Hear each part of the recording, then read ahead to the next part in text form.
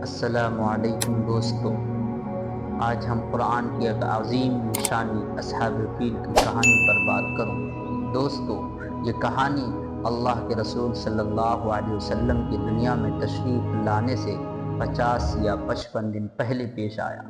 دوستو، کہانی یہ ہے کہ جب یمن کا حاکم ابرہہ اس نے دیکھا کہ لوگ حج بیت اللہ کے لیے خانہ کعبہ کی طواف کرتے ہیں، خانہ کعبہ کو جاتے ہیں، تو اس نے یہ چاہا اور اس کی دل میں یہ خواہش پیدا ہوئی کہ کیوں نہ ایک عیسائی مذہب کے نام پر عالیشان شاندار گھر بنائی جائے، تاکہ عرب کے لوگ سادہ کعبہ کو چھوڑ کر اس عالیشان گرجا گھر کی طواف کرنے لگے۔ چنانچہ اسی وجہ سے انہوں نے یمن کے دارالسلطنت مقام صنعاء کے اندر ایک شاندار گرجا گھر بنایا۔ جب یہ خبر مشہور ہوئی تو قبیلہ بنو کنانہ کا کوئی لڑکا آ کر کے وہاں گندگی کر دی، اور ایک دوسری روایت کے مطابق کہ کچھ لوگوں نے وہاں آگ جلائی ہوئی تھی اور وہ گرجا گھر اس آگ کی چپیٹ میں آ کر جل کر راکھ و خاک ہو گیا۔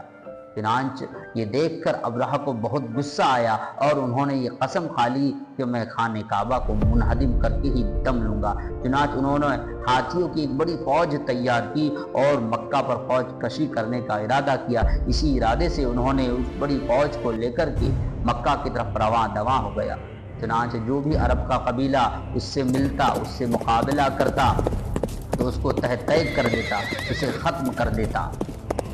چنانچہ اطراف مکہ میں مکہ والوں کے مویشی چڑھتے تھے، جن میں سے 200 اونٹ حضور صلی اللہ علیہ وسلم کے دادا عبد المطلب کے بھی تھے۔ چنانچہ ابرہہ کے لشکروں نے ان مویشیوں کو پکڑ لیا، اور عبد المطلب اس وقت خانہ کعبہ کے متولی اور قریش کے سردار تھے۔ جب یہ خبر عبد المطلب کو پہنچی تو انہوں نے قریش کو جمع کر کے کہا کہ گھبراؤ مت، مکہ خالی کر دو، اور خانہ کعبہ کا مالک خدا ہے تو وہ اپنی گھر کی حفاظت کرے گا۔ چنانچہ عبد المطلب ابرہہ سے ملنے کے لیے اس کے پاس گیا، اور عبد المطلب نے ابرہہ کے پاس خبر بھجوائی۔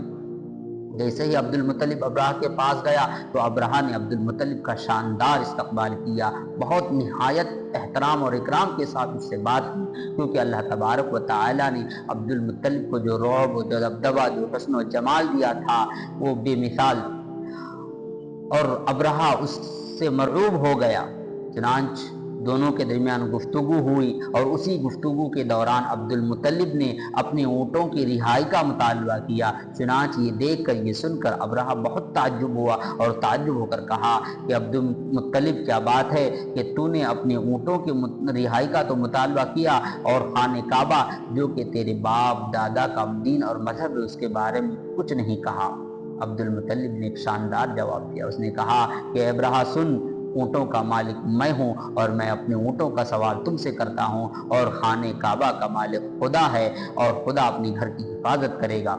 چنانچہ ابرہہ نے عبد المطلب کے اونٹوں کو واپس کرنے کا حکم دیا، اور عبد المطلب اپنے اونٹوں کو لے کر آیا، اور تمام اونٹوں کو، تمام جانوروں کو خانہ کعبہ کو خانہ کعبہ کو سونپ دیا، اور قریش کو جمع کر کے کہا کہ مکہ خالی کر دیں۔ چنانچہ مکہ خالی کرنے سے پہلے عبد المطلب اپنے ساتھیوں کے ساتھ خانہ کعبہ کے دروازے پر آ کر کے اللہ سے گر گرا کر دعائیں مانگی، اللہ سے کہا اے اللہ، لوگ اپنی گھر کی حفاظت کرتا ہے، بس تو اپنی گھر کی حفاظت کر لے۔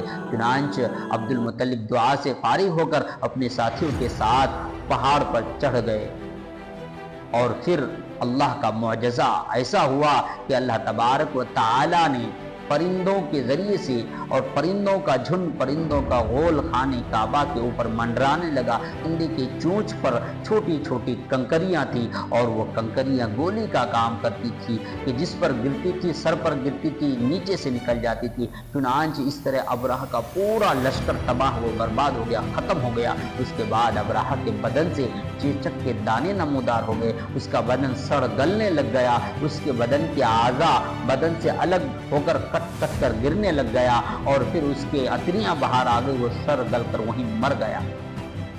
پھر اللہ تبارک و تعالی نے ایک سیلاب کے ذریعے سے ان تمام گندگی اور کچرے کو بہا کر لے گیا۔